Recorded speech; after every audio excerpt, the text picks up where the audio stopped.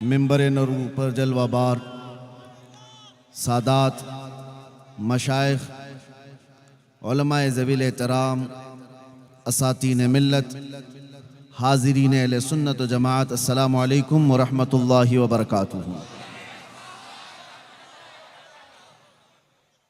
अल्हम्दुलिल्लाह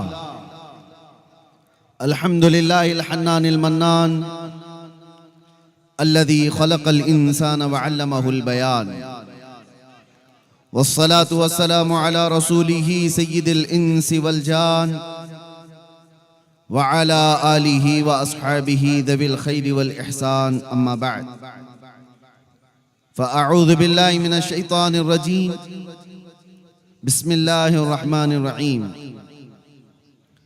वमा उमिरू इल्ला लियअबुदुल्लाह मुखलिसीन लहुद्दीन सदक़ल्लाहु मौलाना अज़ीम।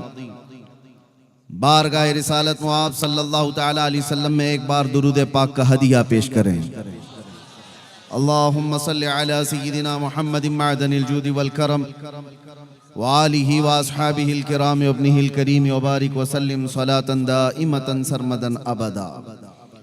फिर के गली गली तबाह ठोकरें सबकी खाई क्यों, फिर के गली गली तबाह ठोकरें सबकी खाई क्यों, दिल को जो अक्ल दे खुदा तेरी गली से जाए क्यों। जान है इश्क़ मुस्तफ़ा रोज़ फजूं करे खुदा, जिसको हो दर्द का मज़ा नाज़े दवा उठाए क्यों। वाह सुभान अल्लाह। बुलहवस सुन सीमो ज़र की बंदगी अच्छी नहीं, उनके दर की भीख अच्छी सरवरी अच्छी नहीं। मेरे अजीजों, आलास की सरजमीन पर मैं मेरे करम फरमा आले रसूल सैयद ज़हीर अब्बास साहब क़िबला अदामल्लाहु इक़बालहू के हुक्म पर हाजिर आया हूँ। और बात दर हकीकत यह है कि हम निस्बतों वाले लोग हैं और निस्बतें हमें खींच करके उन मकामात पर पहुंचाती हैं जहां तक हमें पहुंचना होता है। वो और होगा जिसका तार कटा होगा, कभी इधर गिरे कभी उधर गिरे। जिसका तार मजबूती से जुड़ा है, यहाँ बटन लगाओ रोशनी मदीने तक ही पहुंचे। वाह वाह वाह वाह वाह। उसके तार में जो जुड़ाव है वो उसे मदीने की निस्बत तक पहुंचा ही देता है। मैं आप तमामी हजरात के जज्बात की कदर करता हूँ। अक्सर व बेशतर नौजवान बाहर से भी आए हुए होंगे और मेरे आने से कबल हर जगह पर मैंने एक चीज़ महसूस किया है, एक बुरी छवि पेश की जाती है पूरे इलाके में। हमारे देश के जो बिरादरान वतन हिंदू लोग हैं,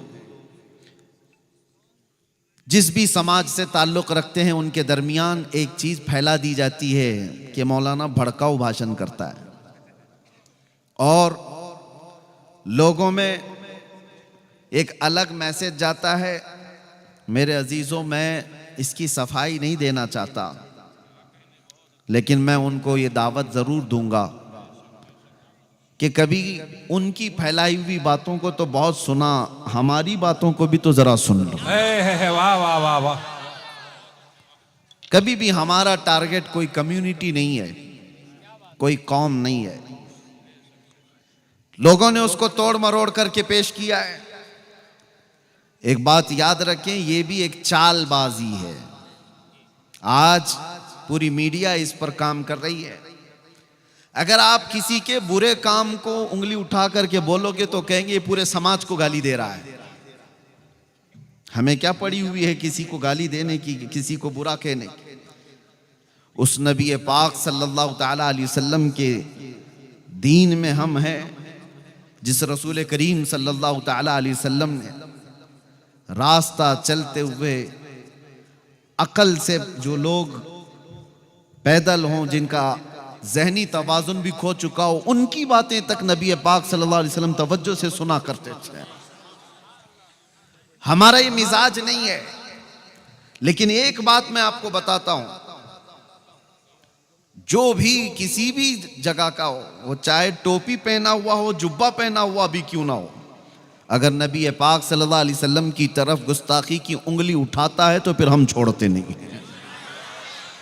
हम ये नहीं देखते हैं कि वो किस जगह से ताल्लुक रखता है। यही मेरा जुर्म है, यही मेरा कसूर है, जिसकी वजह से हमारे चेहरे को लोगों के दरमियान डरावना बनाकर पेश किया गया है।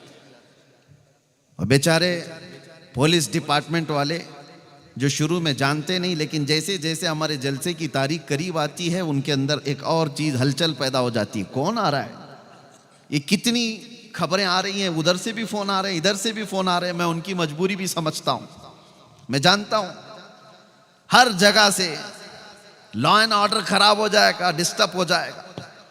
मैं आपको बताता हूँ पिछले 3 सालों में 200 से ज़्यादा जलसे किए होंगे। एक भी जगह लॉ एंड ऑर्डर खराब हुआ है तो मुझे ला करके दिखा दे, एक भी जगह। लेकिन हजारों ऐसे नौजवानों को मैं डिपार्टमेंट के सामने खड़ा कर सकता हूं जो नबी पाक की मोहब्बत में उन्होंने नशा को छोड़ दिया। नारे तकबीर, नारे एक दो रिसालत। नहीं, एक दो नहीं, सैकड़ों की तादाद में हैं जिनकी जिंदगियां कुछ और थीं। लेकिन मैं ये नहीं कहता मेरी वजह से, हुजूर पाक की मोहब्बत की वजह से, नबी पाक सल्लल्लाहु ताला अलैहि वसल्लम के नाम की निस्बत की वजह से उन्होंने अपनी पुरानी व अय्याश जिंदगी को खत्म कर दिया है। लोग ये इल्जामात लगाते रहते, लॉ एंड ऑर्डर डिस्टर्ब हो जाएगा, लोग बिगड़ जाएंगे, माहौल खराब हो जाएगा। ये नफरती लोगों के बारे में मैं इतनी बात कहूंगा कि हर समाज में लोग होते हैं और ऐसे कीड़ों की बात पर ज़हन नहीं देना चाहिए। मौसम में आते और मौसम में चले जाते हैं।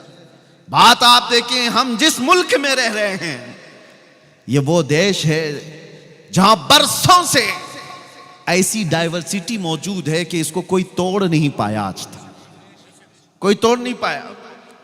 आपको पता है हिंदुस्तान की ये खुसूसियत है, पूरी दुनिया में मैं बहुत सारी कंट्रीज को देखा है, बहुत सारे मुल्कों को जाकर के देखा है, वहां एक कौम अपनी ही कौम को मार रही है। आप जाकर के न्यूज उठा करके देखें, मालूमात होंगी आपको। मुसलमान है तो मुसलमान को ही मार रहा है। दूसरी कोई कंट्री में पूरे के पूरे वही लोग हैं, वो आपस में एक दूसरे को मार रहे हैं। हम जिस मुल्क में रह रहे हैं, हिंदुस्तान में, मेरे अजीजों, यहां एक दो नहीं 200 से ज्यादा जातियां, 200 से ज्यादा धर्म वाले लोग मौजूद हैं। एक दो नहीं 200 से ज्यादा रिलीजियंस यहां पर मौजूद हैं और सब जी रहे हैं, सब जी रहे हैं।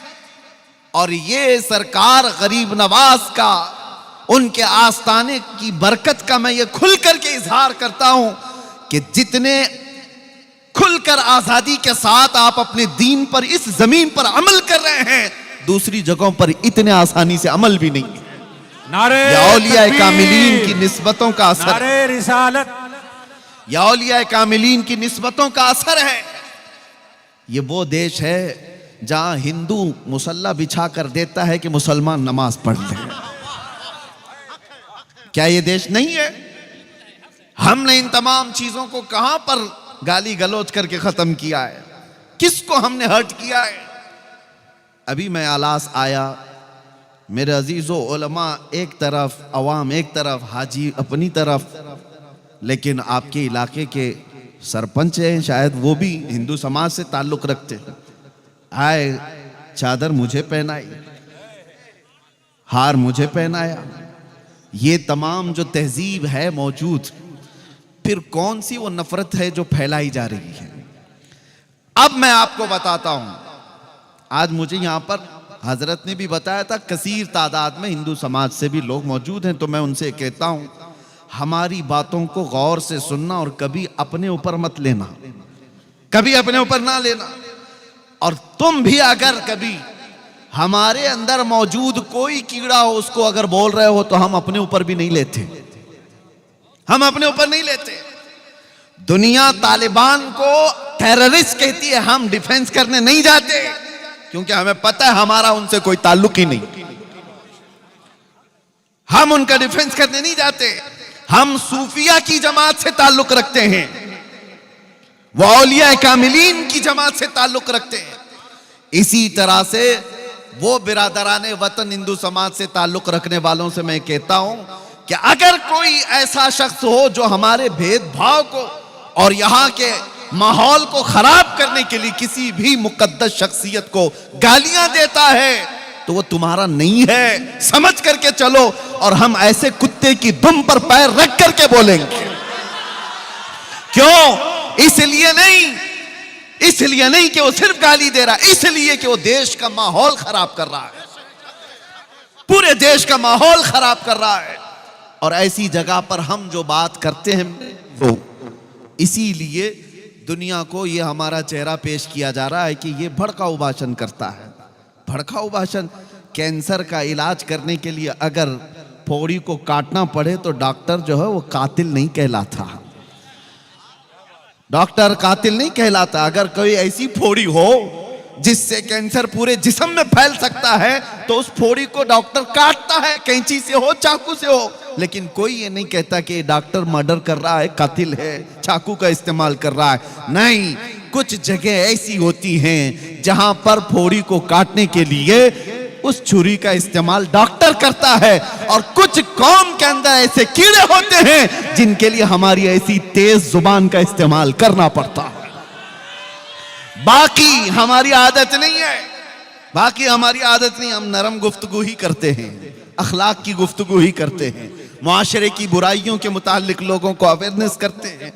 लेकिन नबी पाक सल्लल्लाहु ताला अलैहि वसल्लम की शान को समझो मेरे अजीजों। मैं एक बात कहता हूं, हमने कभी किसी दीन के, किसी धर्म के बड़ी शख्सियत को उंगली उठाकर छेड़ा तो नहीं है। कभी दिखा दो हमारी तारीख में किसी को कुछ कहा हो, कहीं गालियां दी हो, किसी के चरित्र पर बात किया हो? नहीं। जब ये पूरी कौम किसी भी धर्म की मुकद्दस शख्सियत को नहीं बात करती तो इतना तुम्हारे अंदर भी सहज होना चाहिए कि जो कौम अपने नबी पर अपनी जानें कुर्बान करती है उसकी तरफ उंगली तो मत उठाओ। अगर गाली देने का ज्यादा शौक है, आ जाओ हमें गाली दे दो, हमारे माँ बाप को, हमारे खानदान को, जिसको कोसना है खूब कोसो। अरे हम सुन लेंगे हमारे लिए गालियां, लेकिन नबी पाक की शान में अगर बोलोगे तो फिर कौम क्या, हमारा 8 साल का बच्चा भी बर्दाश्त नहीं करता। ये हमारा दीन है, ये हमारा दीन है। अब आगे की बात मैं करता हूं मेरे अजीजों। ये इजहार करना मुझे जरूरी था कि लोगों ने जो हमारा एक चेहरा पेश किया है, डिपार्टमेंट वाले भी बहुत तवज्जो से सुने, और जितने हैं, हमारी कोई तकरीर हवा में नहीं जाती, सब रिकॉर्ड रहती है, मुझे पता है। और ऐसी रिकॉर्ड होती है कि एक जुमला यहाँ रिकॉर्ड होता है, यूट्यूब पे आने तक उस पर बहुत मसाला आ चुका होता है, बहुत कुछ आ चुका होता है। आधे से ज्यादा तो हमारी तकरीरों को यूट्यूबर लोगों ने बर्बाद करके रखा है। पता नहीं क्या क्या थंबनेल लगा लगा करके पूरी दुनिया को डराते हैं। और कितनी मर्तबा तो मुझे कैद में पहुंचाया, कितनी बार तो आजाद कराया, कितनी बार तो कब्र में भी पहुंचाया। इनका भरोसा नहीं है। और एक बात बड़ी अच्छी है, पुलिस डिपार्टमेंट से एक बड़े सीनियर ओहदेदार वो इन्वेस्टिगेशन में बैठे हुए थे और कुछ लोग बहुत चीजें वायरल किए हुए थे। मैं देख करके घबराया। मैं कहा साहब ये तो मैंने कभी कहा नहीं, साहब ये बात तो है नहीं। तो उन्होंने कहा मौलाना बंद कर दो, यूट्यूब पर हम भी भरोसा नहीं करते,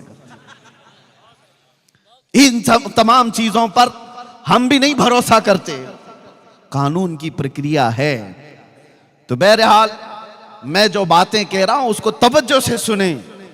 इस पूरी कायनात में अल्लाह तबारक व तआला ने आपको पैदा किया और आपके पास दीन इस्लाम है, और सबसे बड़ी दौलत तुम्हारे पास जो मौजूद है वो कौन सी है? कभी सोचा आपने?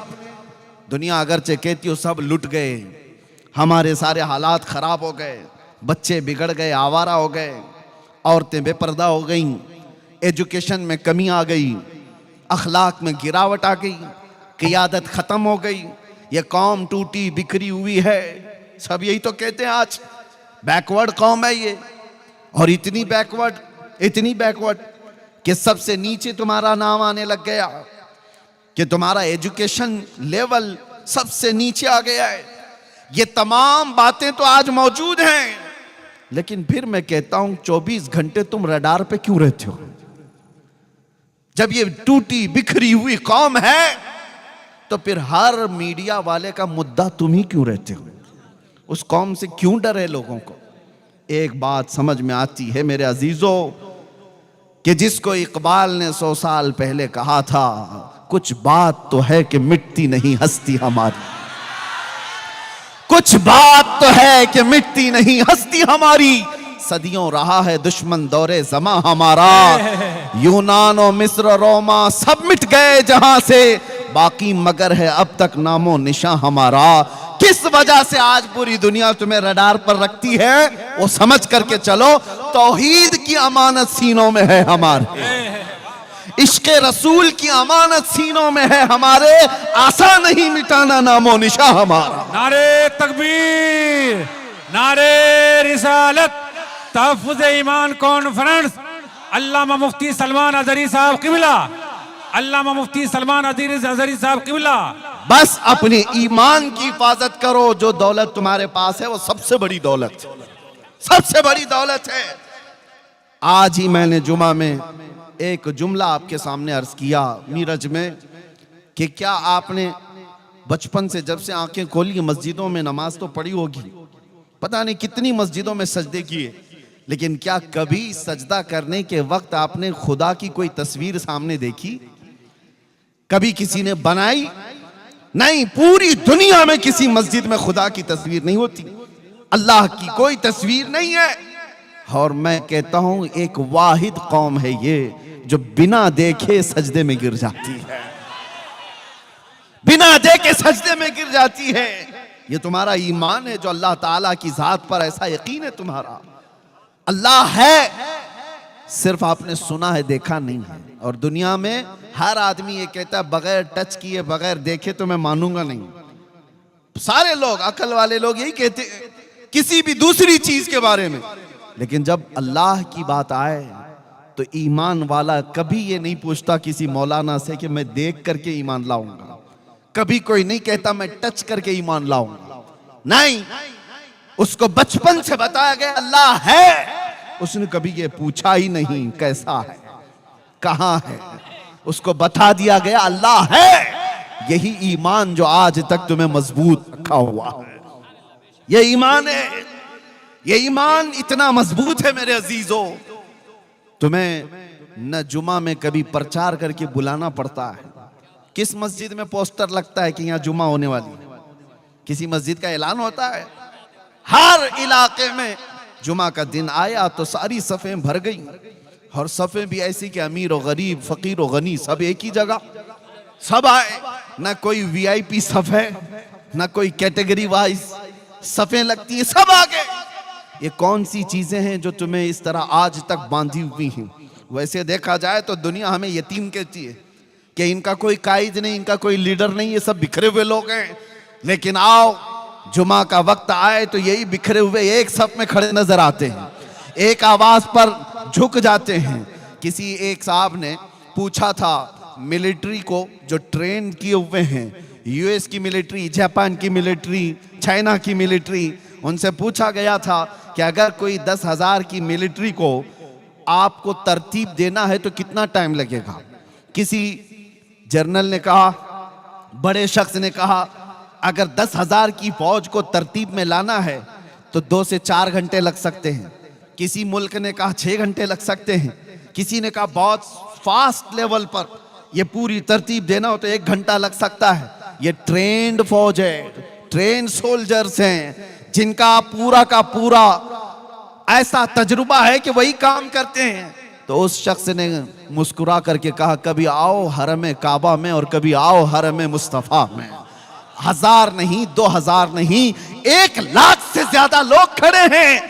इधर इकामत हुई और इधर इमाम ने तकबीर बांधी। ना कोई सफों को दुरुस्त करने वाला पुलिस है, ना कोई वहां पर वॉलंटियर है, कोई नहीं है। सबकी सफ़ें खुद ब खुद दुरुस्त हो जा रही हैं। वहां पर अमीर गनी सबकी सफ़ें खुद लग जाती हैं। मुझे बताओ मस्जिदों में, अरे यहाँ जलसे में भी अगर मौलाना को कह दिया जाए कि यहाँ सबको सीधे खड़ा कर दो तो सुबह हो जाएगी, कोई सीधा नहीं होगा, सुबह हो जाएगी। मुझे पता है अभी जाने के वक्त रास्ता भी नहीं देंगे 1 घंटे तक। ये कौम को जानते हैं। लेकिन मस्जिदों के अंदर ना मौलाना छड़ी लेके आते हैं, ना मौजिन साहब तुम्हें कतार लगाने के लिए आते हैं। कौन है जो तुम्हारी सफों को दुरुस्त कर देता है? कौन है जो हजारों की तादाद में भी हो? हाँ, यही जलसा जो मुझे जाने का रास्ता भी नहीं देगा। अभी मौलाना 1 घंटा ऐलान करें, ये सीधे खड़ा भी नहीं होगा। लेकिन अगर यहां पर कह दिया जाए कि नमाज होने वाली है और तकबीर बोली जा रही है, अपनी सफे लगा दो, तो फिर किसी को छड़ी लेने की जरूरत नहीं। सारी सफे 5 मिनट के अंदर सब सीधी हो जाती है। ये कौन सी ताकत है? ये कौन सी ताकत है? वो ईमान है जो तुम्हारी सफों को दुरुस्त कर देता है। वो ईमान है जो तुम्हारी सफों को सीधा कर देता है। इसीलिए मेरे अजीजों, बार बार मैं एक बात कहता था, लोगों ने उसका दूसरा माना इस्तेमाल कर लिया। मैं तो जगाने के लिए कहा था गुजरात में, न घबराओ मुसलमानों, अभी खुदा की शान बाकी है, अभी इस्लाम जिंदा है, अभी कुरान बाकी है। ये बात इसीलिए कहा था कि बहुत कुछ तुम्हारे पास बाकी है, बहुत कुछ तुम्हारे पास है। वो ईमान की दौलत, इसका सौदा कभी मत करना। चाहे दुनिया की सारी दौलत तुम्हें देनी पड़ जाए, लेकिन ईमान का सौदा कभी ना करना। जो झुकने की अल्लाह ने तुम्हें तौफीक बख्शी है, ये सबसे बड़ी तौफीक है। जो सफों में खड़े होने की तौफीक बख्शी है, ये सबसे बड़ी तौफीक है। इस ईमान की हिफाजत की आज कॉन्फ्रेंस है ना, तहफ्फुज़ ईमान कॉन्फ्रेंस। इसी में मैं आपसे कहूंगा, अपने घर को लीकेज से बचाने के लिए क्या क्या चीजें इस्तेमाल करते हो? कौन कौन सा केमिकल ला करके वाटर प्रूफिंग करवा देते हैं कि छत के लीकेज को बंद कर दिया जाए। कतरे गिरेंगे तो लोगों की नींद खराब हो सकती है, घर टूट सकता है। छोटा सा लीकेज भी आप बर्दाश्त नहीं करते अपने घर के अंदर। और अगर कोई खिड़की, कोई दरवाजा, कोई दीवार दरार लग जाए या कोई हिलने जुलने लग जाए, तो आप फौरन उसकी रिपेयरिंग के लिए कोशिश करने लग जाते हैं। घर के लिए इतना ख्याल है। और अगर आप चल रहे हैं, आपसे किसी ने कह दिया टोपी टेढ़ी है, फौरन सीधी कर लेंगे। जुब्बे पे कोई दाग है, आप धुल करके सीधा कर लेंगे। जिस जिस चीज की तरफ दुनिया इशारा करे कि इसमें कजी है, इसमें टेढ़ापन है, आप फौरन सीधा कर लेंगे। मेरे अजीजों, ये सारी चीजें 4 दिन की भी नहीं है। ना घर तुम्हारा रहने वाला, ना कपड़े तुम्हारे रहने वाले, सब पना हो जाएंगे। लेकिन तुम्हारे साथ अगर कोई चीज जाने वाली है तो वो ईमान की दौलत है, ईमान की दौलत है। कसम खुदा की, अगर उसके अंदर कजी आ गई, उसके अंदर टेढ़ापन आ गया, तो फिर ना तुम्हारी दुनिया सलामत है, ना आखिरत सलामत है। इसीलिए आप पूछ रहे होंगे कि इसके अंदर टेढ़ापन कहां से आएगा, इसके अंदर कजी कैसे आएगी? अरे मियां, टेढ़ापन कजी तो छोड़ो, पूरा ईमान उछक ले जाने वाले चोर भी मौजूद हैं। आला हजरत ने 100 साल पहले कहा था, आंख से काजल साफ चुरा ले, यहां वो चोर भला के हैं। सुना है आपने ये शेर? आंख से काजल साफ चुरा ले। कभी पुलिस वालों से जा करके पूछना, आप थाने में नौकरी कर रहे हो, बहुत साल हो गए, कभी आज तक ऐसा कोई केस रजिस्टर्ड हुआ है कि किसी ने आंख से काजल चुरा लिया किसी का? वो पूछ लो उनसे कि कहीं आपके पास ऐसा कोई केस बुक हुआ है कि फलां बंदे ने फलां की आंख का काजल चुरा लिया? वो भी हंसेंगे, ये कौन सी चोरी है, ये कौन सी चोरी है। लेकिन बरेली का इमाम कह रहा है कि ऐसी चोरी भी होती है, ऐसी चोरी भी होती है। मैं तुम्हें समझाता हूं, आंख से काजल साफ चुरा ले, इसका मतलब वो डब्बी वाली काजल नहीं है, वो कालक वाली काजल नहीं है। आला हजरत फरमाते हैं, एक मुसलमान की आंख का काजल इश्क मुस्तफा होता है। हुजूर की मोहब्बत तुम्हारी आंखों का सुरमा है। वो जो ना हो तो, और वो जो न थे तो। इसी तरह आंख में काजल जो है, वो लगाने वाले काजल की बात नहीं कर रहा हूं, नबी पाक की मोहब्बत, औलिया कामिलीन की निस्बत, अल्लाह की जात पर ईमान, ये तुम्हारी आंखों का काजल है। और इसके चोर दुनिया में बहुत मौजूद है। हाँ, चोरी करने वाले लोग, कभी गठरी लेकर के आ गए, कभी पूरे के पूरे मोहल्ले को लेकर के चले गए। इसीलिए ऐसे चोरों से अपना ईमान बचाओ, ईमान लूटने वाले लोग। अच्छा, एक बात और मैं बता दूं, सबसे बड़ी चैलेंज की बात यह है, आपको अगर पता लगे कि ये दुश्मन है मेरा, आप अपने माल पूरा उससे बचा के रहेंगे। वो गुजरेगा तो अलर्ट हो गए, वो देखेगा तो अलर्ट हो गए। लेकिन आपके घर में मौजूद है तो कैसे पता चले? ये बड़ा मसला है। आपके घर में आपके साथ उठता बैठता सब हो, वो अगर आपके माल का दुश्मन हो, चोर हो, तो कैसे पता करेंगे?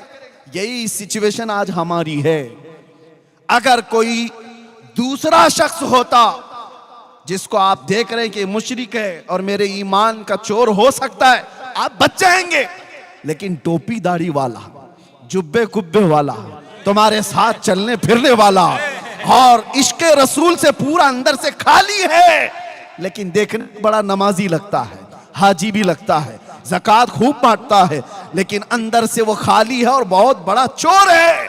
और ऐसे चोर की दुश्मनी, ऐसे चोर की दोस्ती, तुम्हारे आंख का काजल वो कब उठा ले जाएगा पता भी नहीं चलेगा। बचो ऐसी निस्बतों से जिसका सीना हुब्बे मुस्तफा से खाली है।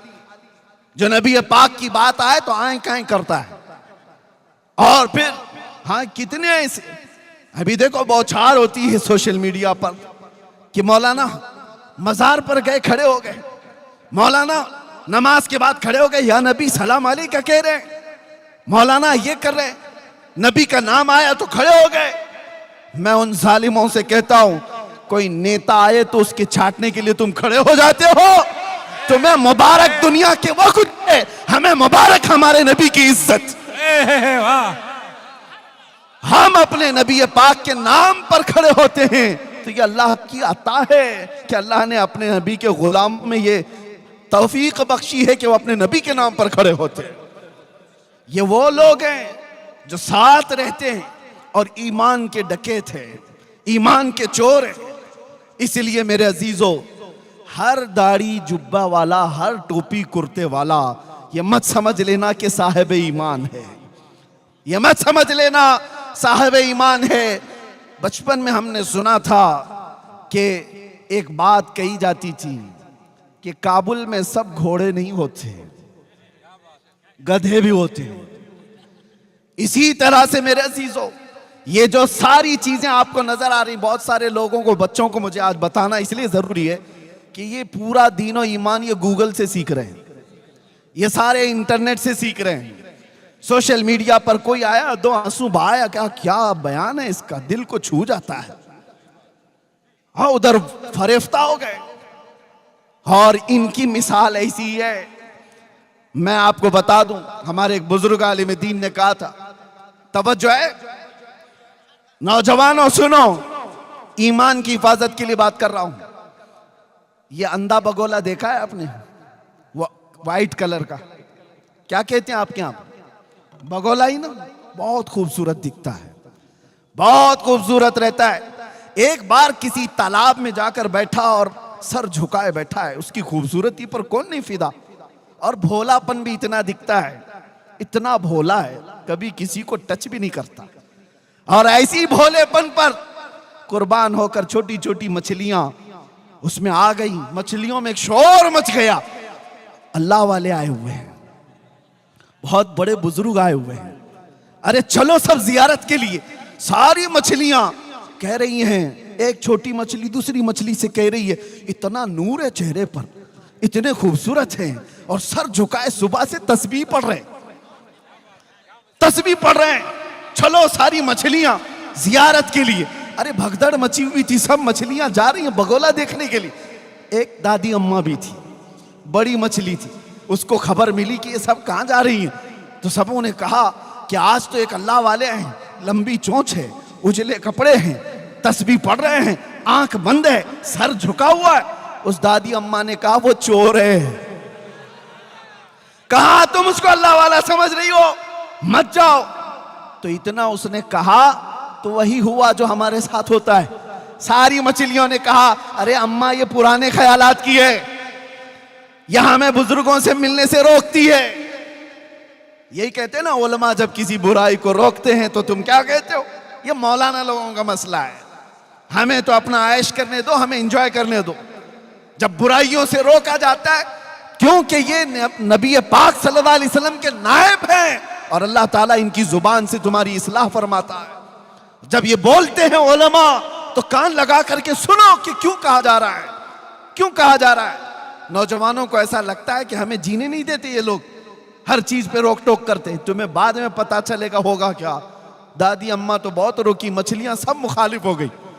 कहा ये इस बूढ़ी को छोड़ दो, इसने दुनिया कहां देखी, ये पुराने ख्यालात की, हम तो देखेंगे वो बुजुर्ग को, हम तो जियारत करेंगे।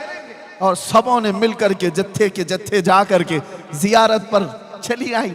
और मेरे अजीजों, जब बगोले के आसपास सब नमन करने आई होंगी, सलाम करने आई होंगी, बगोला देखता रहा, 2 पैरों में और 1 चोंच में मार करके उड़ गया। वो तो उसके पास 3 चीजें थी, इसलिए वो 3 उठाए, और भी ज्यादा होती तो सबको ले जाता। बाकी डरी डरी मछलियां भागी आई। दादी अम्मा ने पूछा क्या हुआ? सबों ने कहा तुमने जो कहा था वही चोर निकला। क्या बात। इसलिए हर सफेद कपड़ा ये दलील नहीं है कि वो साहब ईमान है।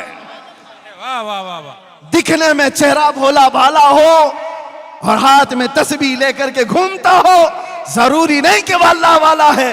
अल्लाह वाले की पहचान तस्बीह दाढ़ी टोपी से नहीं होती, अल्लाह वाले की पहचान इश्क रसूल से होती है। नारे तकबीर, नारे रिसालत, तहफ़्फ़ुज़ ईमान कॉन्फ्रेंस। लब्बैक या रसूल अल्लाह, लब्बैक या रसूल अल्लाह। अल्लामा मुफ्ती सलमान अज़हरी साहब क़िबला। और अल्हम्दुलिल्लाह हम फख्र है इस बात पर कि ये जो सुन्नियों का मजमा है, हमारे पास दीन गूगल से नहीं आया है, हमारे पास दीन डॉक्टरों से नहीं आया है, हमारे पास दीन वो प्लम्बर और इंजीनियर से नहीं आया है, हमारे पास दीन गौसे आजम से होते हुए आया है, हमारे पास दीन गरीब नवाज से होता हुआ आया, हमारे पास दीन आला हजरत से होता हुआ आया है, हमारे पास दीन सैयदना ज़ैनुल आबिदीन तवक्कुल से होता आया है, हमारे पास दीन निजामुद्दीन का है, हमारे पास दीन ख्वाजा दक्कन से है। ये अल्हम्दुलिल्लाह सुन्नियों की किस्मत में है, हमें गूगल में देखने की जरूरत नहीं। जब दीन देखना होता है हम अजमेर देखते हैं और बगदाद देखते हैं। वाह वाह। हमें पता है ये सीधा रास्ता है। और आला हजरत ने फरमाया या रसूल अल्लाह, तेरे गुलामों का नक्शे कदम है राह खुदा। वाह वाह वाह। तेरे गुलामों का नक्शे कदम है राह खुदा, वो क्या बहक सके जो ये सुराग लेके चले। लहद में इश्क़े रुखे शह का दाग लेके चले, अंधेरी रात सुनी थी चिराग लेके चले। आप समझ रहे हैं इस बात को? निस्बतों के लोग हैं हम, शुरू में इसीलिए मैंने कहा हम फख्र करते हैं इस बात पर। आए नौजवानों, चाहे दुनिया जितनी भी मॉडर्न हो जाए, जितनी भी तरक्की कर जाए, ऐसे ऐसे लोग आएंगे जो तुमने सुनी नहीं होंगी, वो बातें तुम्हें सुनाएंगे। मेरे आका सल्लल्लाहु अलैहि वसल्लम फरमाते हैं क़यामत के करीब मेरी उम्मत में कुछ ऐसे लोग निकलेंगे और लोगों को खिताब करेंगे, ऐसी बातें सुनाएंगे और सब लोग हैरत में रहेंगे कि हमारे बाप दादाओं ने भी नहीं सुना था। वो हदीस पाक में मेरे आका ने अलामत बताई है, वो ऐसे लहजे में सुना रहे होंगे कि लोग फरिफ्ता हो जाएंगे। लेकिन हुजूर ने फरमाया तुम अपने आप को उनसे बचाओ, अपने आप को उनसे बचाओ, इसलिए कि वो तुम्हारे दीन के चोर हैं, डकैत हैं। ऐसा कोई भी तुम्हें नजर आए जो औलिया की दुश्मनी पालता हो, ऐसा कोई भी तुम्हें अगर नजर आए, ऐसा कोई भी जो हुजूर पाक की ताजीम पर आई कहें करता है, तो उससे अपना दामन समेट लेना। कहा यह हमारा नहीं। मेयार और कैटेगरी, मेयार और तुम्हें एक थर्मामीटर दे करके जा रहा हूं कि हमेशा उसको नाप करके देखना कौन हमारा कायद है, कौन हमारा रहबर है। वही हो सकता है जो तुम्हें रसूलुल्लाह की शरीयत का रास्ता देता है। बाकी सारे रास्ते इधर उधर ले जाने वाले लोग। और एक बात ये भी मैं बता दूं, पीर साहब भी कोई हो, जितने भी पीर साहब हो, अगर वो नबी पाक का रास्ता छोड़ा है तो पीर नहीं, वो पैर है, वो पैर है। और हुजूर पाक की मोहब्बत सजा कर रखता है तो हमारे सर का ताज है। ये हमारा मेयार है। आप इस चीज को समझ करके चलें। दीन हमारा इस्लामी कवानीन के तमाम तर चीजें तुम्हारे सामने मैं रख रहा हूं, क्योंकि नौजवानों के लिए अब बहुत बड़ा चैलेंज आ गया है। इंटरनेट पर खोलते हैं तो कौन सी वेबसाइट देखें कौन सी नहीं, ये भी समझ में नहीं आता। सब दीन इस्लाम के नाम पर प्रोपेगेंडे फैलाए हुए बहुत सारे, उसमें हमारी कई बच्चियां और कई बच्चे फंस जाते हैं। वो जाल है, उस जाल में कई लोग फंस जाते हैं। आपको मैं एक बात बताना चाहूंगा, कुछ लोग ये कहते हैं ना दुनिया बहुत नई हो गई, नए तरीके पर आना चाहिए। मैं भी मानता हूं आज का दौर है मोबाइल का, हम मोबाइल छोड़ के तो नहीं रह पाएंगे। आज का दौर लाइटिंग का है, हम लाइट छोड़ करके तो नहीं रह सकते। आज का दौर है गाड़ियों में तेजी से जाने का, हम ये छोड़ करके भी नहीं रह सकते। ये सारी तरक्कियां अपनी जगह पर, लेकिन एक बात मैं आपको बता दूं, तुम्हारी और हमारी कामयाबी ये चीजों के हासिल करने पे नहीं है, ये असबाब हैं, ये मादे हैं। माइक का इस्तेमाल भी मैं करूंगा, मोबाइल का इस्तेमाल भी मैं करूंगा, लाइट का इस्तेमाल भी मैं करूंगा, ये कंप्यूटर का, इंटरनेट का इस्तेमाल भी करूंगा, लेकिन ये तमाम चीजें इस पर हम डिपेंड ना रहे कि यही सब कुछ है, बल्कि हकीकत में तुम्हारी कामयाबी आगे दौड़ने में है या पीछे पलटने में है। एक बात समझ करके चलो, हमारी कामयाबी ऐसे आगे दौड़ने में नहीं है, हमारी कामयाबी उस जगह पर है जहां तुम्हें खालिद बिन वलीद की आवाज नजर आ रही हो। हमारी कामयाबी वहां पर है जहां तुम्हें हैदर कर्रार की गरजती हुई आवाज नजर आ रही हो। उस तक पहुंच जाओ जहां उस्मान गनी के कदम हो, जहां फारूक आजम के कदम हो, जहां सिद्दीक अकबर के कदम हो। इतना पीछे चले जाओ जहां रसूलुल्लाह की आवाज आए। यह है हमारी कामयाबी, और इन तरक्कियात ने हमारा बेड़ा गर्क कर रखा है। हो क्या रहा है, मैं बार बार ये कहता हूं, इन तरक्कियात के हम खिलाफ नहीं, लेकिन कुछ हालात ऐसे हैं कि ये बोलना हमारी मजबूरी। क्या वो अंधेरा ही भला था कि कदम राह पे थे, वो अंधेरा ही भला था कि कदम राह पे थे, रोशनी लाई है मंजिल से बहुत दूर है में। तरक्की तरक्की तरक्की करते हुए रूहानियत खत्म हो गई, रूहानियत खत्म होने लग गई। आज मैं जिस जगह पर भी जाऊं, मैं बहुत बचपन में अपने बुजुर्गों को देखा है, आपको भी मैं एक तंबीह कर रहा हूं। हम जब जाते दूर खड़े उन बुजुर्गों को मिलने की अगर तौफीक मिल जाती, वक्त होता तो मिल लेते, नहीं तो इतने अदब से दूर से खड़े रहते, उलमा भी अवाम में भी। लेकिन आज पूरी ये तरक्कियात ने बदल लिया है। अब उलमा को लोग मिलने नहीं, सेल्फी लेने आते हैं।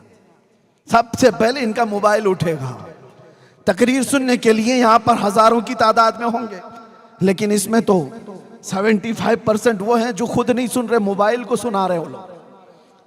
वो सारे लोग, अरे रिकॉर्डिंग सब मिलने वाली है, लेकिन ये तरक्की ने तुम्हें क्या कर रखा है, तुम्हारी रूहानियत खत्म हो रही है। मस्जिदों में भी यही, मज़ारात में भी यही, हर जगह पर। मैं तो तंग आ गया कि हमारे खाने पीने की भी नहीं छोड़ी जाती।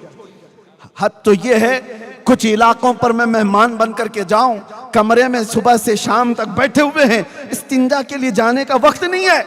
और हम कहें भी क्यों नहीं है, आपको मैं बताऊं, अरे इधर बाहर निकले इस्तिंजा जाने, सारे वीडियो चालू, कि आदमी अपनी हाजत भी नहीं करे। ये तुम्हारी तरक्कियात है जो इंसानियत को भी खत्म करती चली जा रही है। हमने देखा है ये तरक्कियात ने कितना बेड़ा गर्क किया है। रास्ते पर एक्सीडेंट हो गया, आदमी तड़प रहा है, खून में लथपथ है, और ये बंदा उसकी वीडियो निकाल रहा है। इंसानियत क्या थी? अरे वीडियो का ख्याल ही कहां, पहले उसका खून तुम्हें तड़पा देता। वो रूहानियत होती, इंसानियत होती, पहले तुम उसकी मदद करते। अरे कोई गटर में गिर रहा है, उसकी वीडियो निकाल रहे, कोई खंबे से गिर रहा है, उसकी वीडियो निकाल रहे कि वायरल हो जाएगी, व्यूज आ जाएंगे। ये तरक्कियात ने तुम्हारा बेड़ा गर्क कर रखा है। इसीलिए मैंने कहा वो अंधेरा ही भला था कि कदम राह पे थे, वो अंधेरा ही भला था कि कदम राह पे थे, रोशनी लाई है मंजिल से बहुत दूर है में। आज मैं एक बात इसलिए ये चीजें छेड़ रहा हूं कि इन तरक्कियात ने तुम्हारा और हमारा ऐसा नुकसान किया है कि रूहानियत को और हमारे अंदर के अदब को खत्म करती चली जा रही है।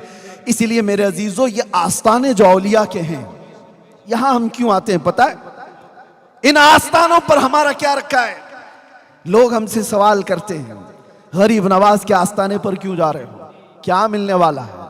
हाँ, अमेरिका आओ, यूरोप आओ, यहां तो एक से एक टेक्नोलॉजी मिलेगी। मैं उनसे कहता हूं, तुमने टेक्नोलॉजी पर इतनी मेहनत की कि ये आसमान पर नहीं, चांद पर भी पहुंच गए। तुमने बहुत मेहनत की, चांद पर भी पहुंच गए, प्लेन बना दिया, हजारों को इधर से उधर मुंतकिल करती है, ट्रांसफर करती है। तुमने इंटरनेट बनाया, पूरी दुनिया को ग्लोबल विलेज कर दिया, सारी तरक्कियां मुबारक। लेकिन जिस चीज की भी तरक्की है ना, वो मेटल की तरक्की है। इंसान ने जिस पर मेहनत किया वो मेटल तरक्की कर गया। ये लोहा था, इंसान ने इस पर मेहनत किया, इसको माइक बना दिया है। ये लाइट, इस पर इंसान ने मेहनत किया है, उसको एक शक्ल दे दी है। मैं बात कर रहा हूं, सारी टेक्नोलॉजी तुमने इस मेटल पर लगाई। औलिया के आस्थाने वो हैं जो मेटल नहीं इंसान बनाते हैं, इंसान बनाते हैं। कौन से इंसान? यूरोप के एक बाशिंदे ने कहा था हमारे एक बड़े आलिम दीन से कि आओ हमारे पास, हमने तरक्की इतनी की है कि हमने सयाल मादे से केमिकल बनाए, हम चांद तक पहुंच गए, हम इंटरनेट बनाए, हम एरोप्लेन बनाए, हम कंप्यूटर बनाए, सब सुना। उस आलिम दीन ने कहा ना ना ना ना, मुझे ये सब चीजें नहीं चाहिए, मुझे एक ऐसा आदमी चाहिए, एक ऐसा आदमी जिसकी 2 उंगलियों के बीच से देखे तो 7वां आसमान नजर आए, और नीचे देखे तो 7वां जमीन का हिस्सा नजर आए। उसने कहा ऐसा भी कोई आदमी होता है? हमारे पास मशीनें बहुत हैं, आदमी ऐसा नहीं है। उसने कहा आओ मैं तुम्हें अजमेर लेकर के चलता हूं। वाह वाह वाह वाह। अजमेर, एक मोइनुद्दीन हसन चिश्ती नाम से नौजवान है, एक बुजुर्ग के पास आता है। बुजुर्ग का नाम ख्वाजा उस्मान हारूनी है। बुजुर्ग ने पूछा बेटा क्यों आए हो? कहा आपके पीछे चलने आया हूं, घर बार सब छोड़ आया हूं। उस बुजुर्ग ने कहा जाओ 1000 बार इस्तिग़फ़ार पढ़ो, 1000 बार कुल हु अल्लाह पढ़ो, 1000 बार तुम कलमा तैयबा पढ़ो, फिर आओ मुजाहिदे करवाए। और उसके बाद कहा बेटा ऊपर देखो क्या दिखता है? मोइनुद्दीन हसन चिश्ती ने कहा ऊपर आसमान दिखता है और कुछ भी नहीं। कहा नीचे देखो क्या दिखता है? मोइनुद्दीन हसन चिश्ती ने कहा जमीन दिखती है और कुछ भी नहीं। फिर ख्वाजा उस्मान हारूनी ने कहा करीब आ जा, करीब आ जा।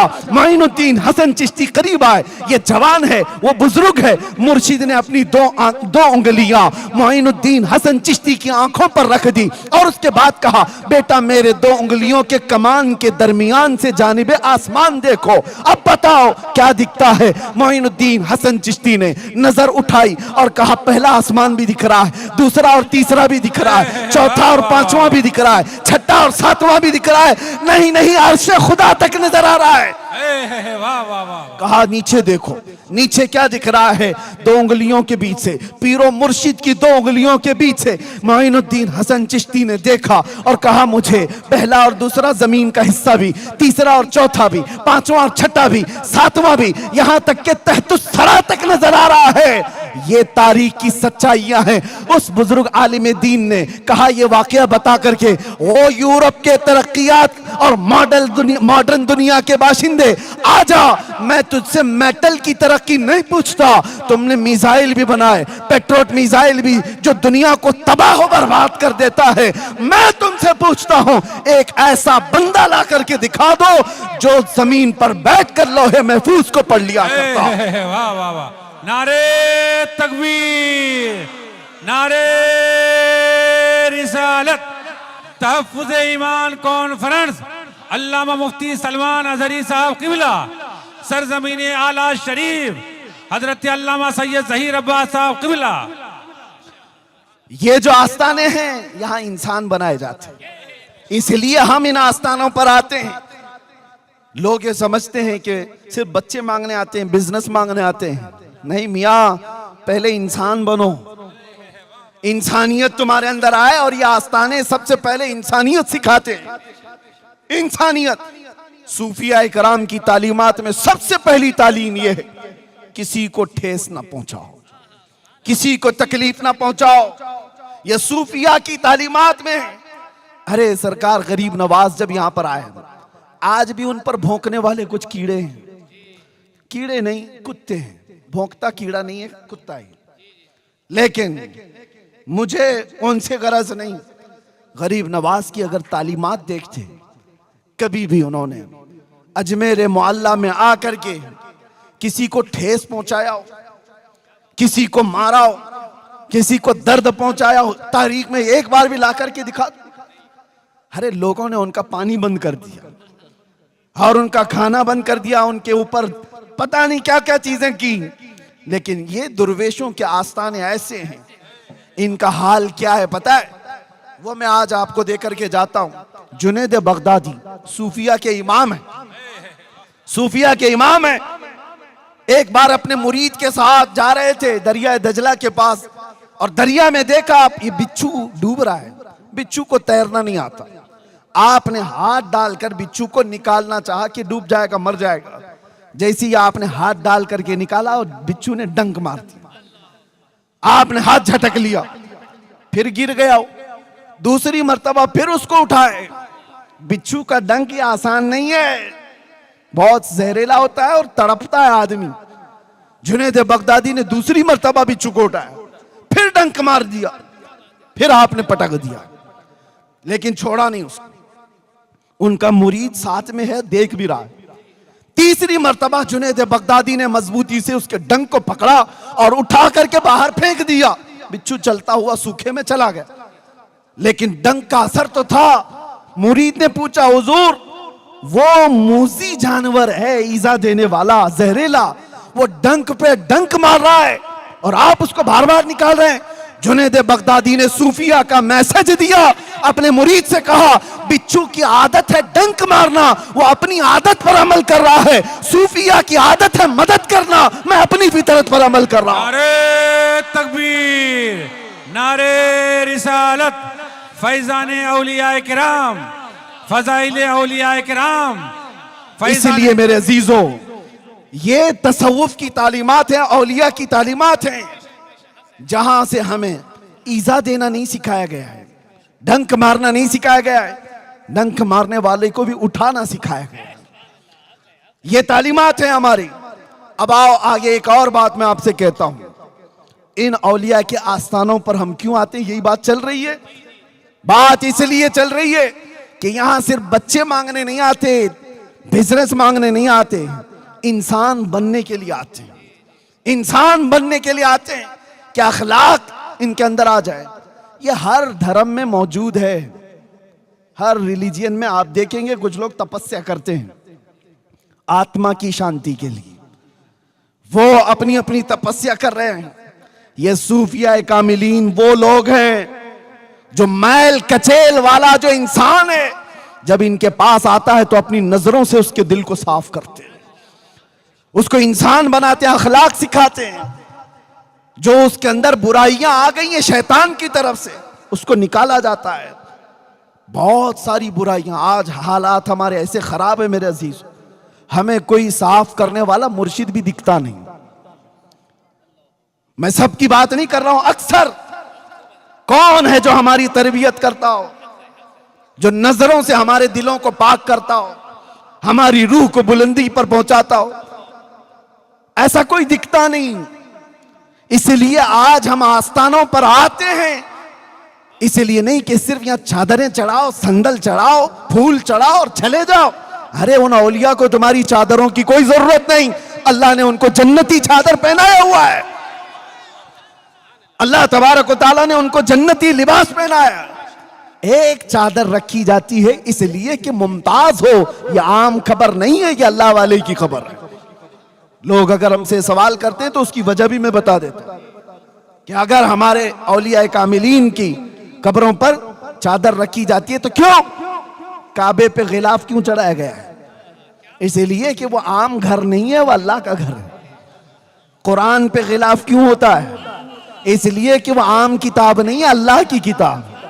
इसीलिए वली पाक के आस्ताने पर चादर रखते हैं, ये बताने के लिए कि आम कब्र नहीं है, अल्लाह वाले की कब्र है, वो मुमताज रहे।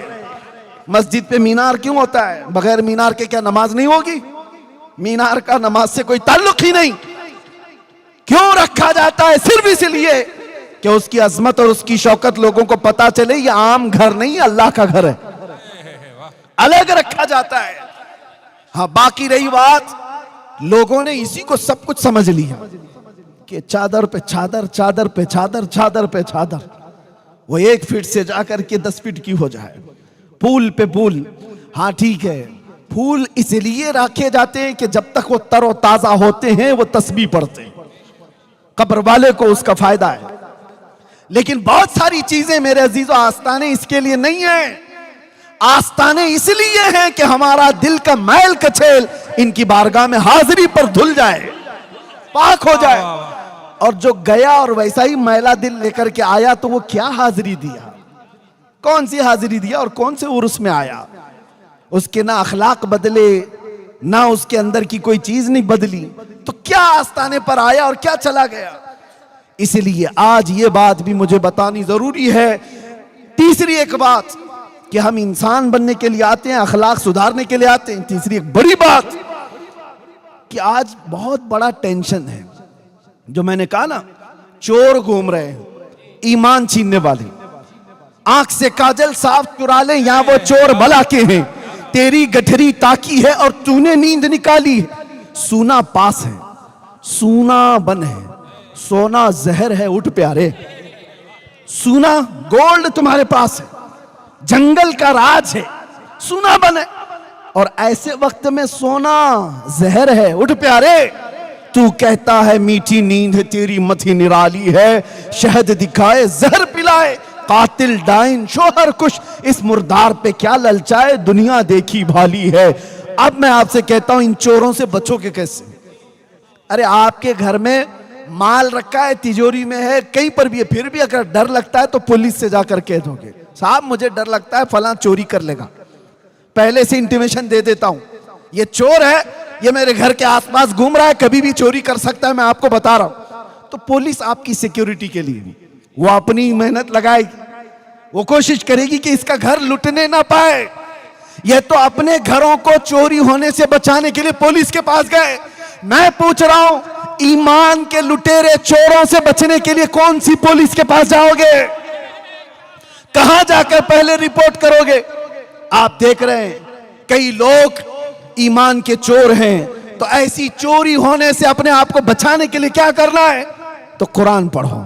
अल्लाह तबारक व तआला फरमाता है, या अय्युहल्लज़ीना आमनु तक़ुल्लाह व कूनू मअस-सादिक़ीन, ऐ ईमान वालों अल्लाह से डरो और सच्चों के साथ हो जाओ।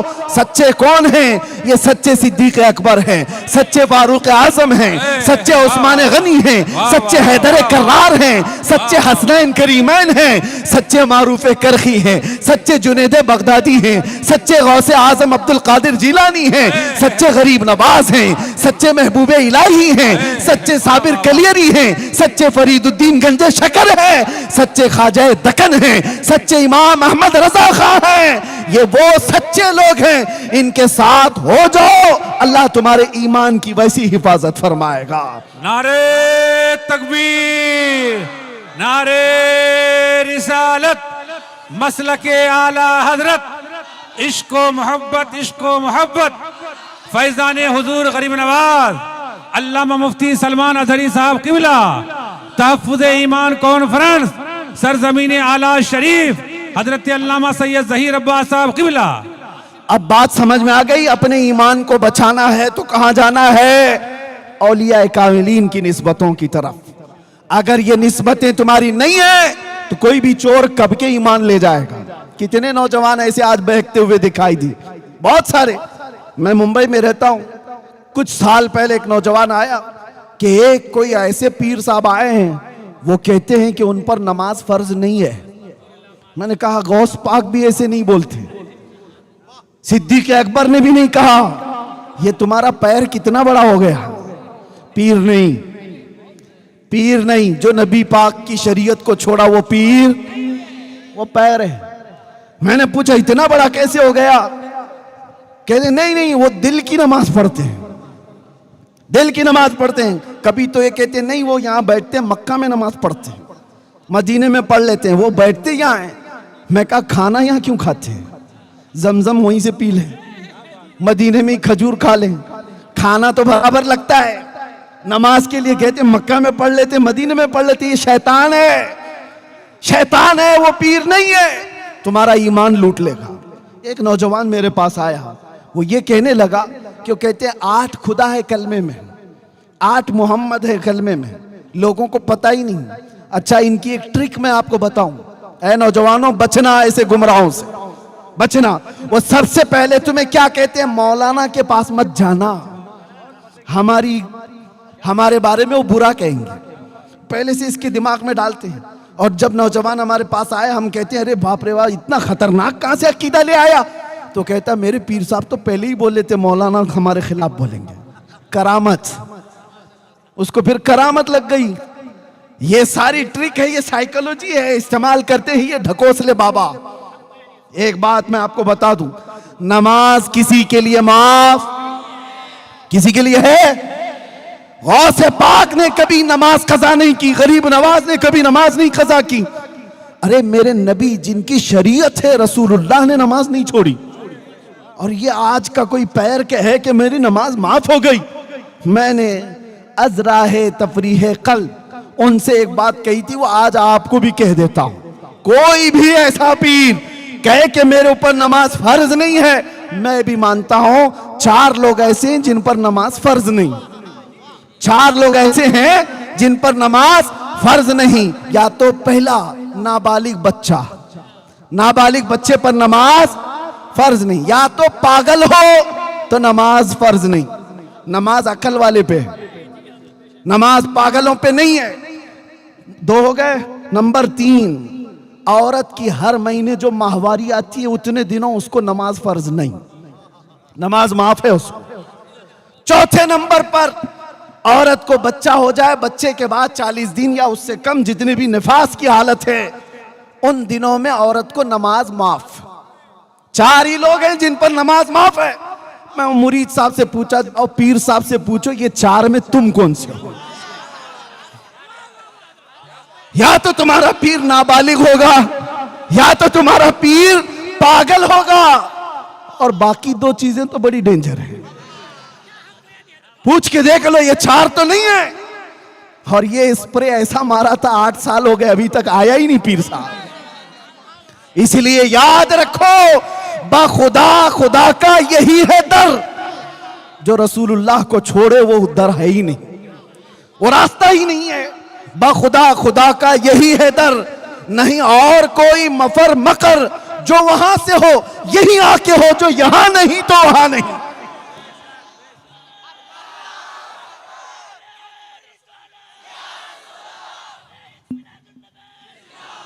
बात अब कंप्लीट करने आ रहा हूं, खत्म कर रहा हूं। तवज्जो मेरे अजीजों, चाहे दुनिया में जितने भी रास्ते लोग ला करके दिखा दें, सीधे एक ही देखना कि ये मदीने तक पहुंचता है कि नहीं। अगर नबी पाक की शरीयत छोड़ करके बात करता है तो अपना नहीं है, चाहे वो जैसा भी हो। या औलिया कामिलीन के आस्ताने हमें बचाते। मेरे अजीजों, गौसे पाक ने, गरीब नवाज ने, या जितने औलिया हैं, उन्होंने अपना गर्विदा नहीं बनाया, उम्मत को रसूलुल्लाह का दीवाना बनाया। आज हम यही चाहते हैं, आप मेरा इस्तकबाल न करें, मेरे नाम का नारा न लगाएं, मुझे इज्जतों से न बिठाएं। मैं आता इसलिए हूं कि हमारे आने से नौजवानों के दिलों में मेरे मुस्तफा का इश्क बढ़ जाए, मोहब्बत बढ़ जाए। मैं इसलिए आता हूं कि लोग देखें तो मुझे न पुकारें, बल्कि गुंबद खजरा की तरफ तवज्जो करके कहें, लब्बैक या रसूल अल्लाह, लब्बैक या रसूल अल्लाह, लब्बैक या रसूल अल्लाह। हमारी तकरीर भी वसूल हो गई और ये जलसा भी वसूल हो गया। हम अपना बनाने नहीं आए, उस नबी का शहदा बनाने आए। इसलिए कि आज हम हैं, कल नहीं रहेंगे, मगर वो गुंबद खजरा की चमक सुबह क़यामत तक रहने वाली है, वो हिदायत का नूर सुबह क़यामत तक रहेगा। इसलिए मैं तुम्हें किसी लैला का मजनू बनने नहीं देना चाहता जो हर दिन मजनू चेंज करती हो। मैं आपको उसका गर्विदा बनाने आया हूं जो आज एक बार हाथ थाम ले तो कब्र में भी नहीं छोड़ता और हशर में भी नहीं छोड़ता। वाह वाह वाह वाह। आपको पता है, मेरे आका सल्लल्लाहु अलैहि वसल्लम ने फरमाया सहाबा से, क़यामत के दिन मेरा हाल ये होगा। अरे ये तो एक छोटा मैदान है, क़यामत का मैदान, पूरी मखलूक होगी, सारे इंसान होंगे। हुजूर फरमाते मेरा हाल ये होगा, मेरे कंधे पर एक चादर होगी, वो खसक करके गिर रही होगी, और एक हाथ से मैं अपनी चादर संभाल रहा हूंगा, दूसरे हाथ से अपने उम्मती को पकड़ करके जन्नत में ले जा रहा हूंगा। वाह। कौन है जो ये हमारी दस्तगीरी करे? और कब्र में कौन सा दोस्त तुम्हारे साथ आने वाला है, जिसके लिए तुमने रातें बर्बाद की, जिसके लिए तुमने अपने माँ बाप को छोड़ दिया? ये वो लफंगे दोस्त जो तुम्हारे पैसे के आशिक हैं, तुम्हारे माल के आशिक हैं, तुम्हें नशे के अड्डों पर ले जाकर के बिठा दिया, तुम्हारा माल बर्बाद कराया, सब कुछ हुआ, लेकिन क्या ये कब्र पर 1 घंटा भी बैठने को तैयार है? इधर मट्टी दिया, उधर निकल गया। कौन है तुम्हारी उस अंधेरी कब्र में आएगा? कोई दोस्त नहीं, अरे सगी माँ भी नहीं, सगा बाप भी नहीं। कब्र की तख्तियां बंद होने के बाद मुनकर नकीर बाद में आते हैं, आमीना का लाल पहले तशरीफ लाता है। वो नबी पाक तशरीफ लाएंगे अपना नूरानी चेहरा लेकर के, और मुनकर नकीर से बुजुर्गों ने कहा है, नकीरन जो हुजूर की मोहब्बत में थक करके गया है, हुजूर फरमाते नकीरन से, खबरदार जरा आहिस्ता जगाना, मेरी मोहब्बत में थक के आया है। मैं मरूं तो मेरे आका ये मलाइका से कहना, इसे कोई मत जगाना, अभी आंख लग गई है। ये हुजूर ताज शरिया ने लिखा था, इसे कोई मत जगाना, अभी आंख लग गई है। इसलिए आओ, दुनिया की ये चकाचौंध को देखना छोड़ दो, दुनिया की इस दुनिया पर फरेफ्ता होना छोड़ दो। इंटरनेट की दुनिया, ये पबजी की दुनिया ने तुम्हें कहां से कहां पर पहुंचा दिया। वो नौजवान बेचारे जो अपनी माँ को छोड़ दिए, अपने बाप को छोड़ दिए, अपने दोस्तों को सिर्फ और सिर्फ खुश रखने के लिए अपने सगे भाइयों और बहनों को छोड़ दिया। क्या ये जिंदगी है तुम्हारी? ये सारी वो दुनिया है जो तुम्हें सीधे रास्ते से ले जाकर के एक ऐसे अड्डे पर बिठाती है जहां जानवर भी नहीं जाता। इसलिए मैं कहता हूं, आओ, एक रास्ता जो तुम्हें दुनिया में भी सुकून देगा, कब्र में भी सुकून देगा, आखिरत में भी सुकून देगा। वो रास्ता कौन सा है? आज ले उनकी पनाह, आज मदद मांग उनसे, कल ना मानेंगे कयामत में अगर मान गया। एक ही इलाज है, वो इलाज देकर रुखसत हो रहा हूं, वो इलाज मजबूती से पकड़ लो। इसको राजी किया, वो छूट गया, उसको राजी किया, ये छूट गया, इसको जमा किया, ये छूट गया, ये जमा किया, वो छूट गया। ये सब दुनिया में होता ही रहेगा और इस चक्कर में तुम्हारी मौत आ जाएगी। इसलिए छोड़ो ये सारी फिक्रें, एक बात पर आ जाओ, वो क्या है? उन्हें जाना, उन्हें माना, उन्हें जाना, उन्हें माना, न रखा गैर से काम। लिल्लाहिल हम्द, मैं दुनिया से मुसलमान गया, की मोहम्मद से वफा तूने, तो हम तेरे हैं। ये जहां चीज है क्या, लौह कलम तेरे हैं। आओ बारगाह मुस्तफा में अर्ज करते हैं, या रसूल अल्लाह, चमक तुझसे पाते हैं सब पाने वाले, मेरा दिल भी चमका दे, मेरा दिल भी चमका दे, मेरा दिल भी चमका दे, चमकाने वाले लब्बैक या रसूल अल्लाह।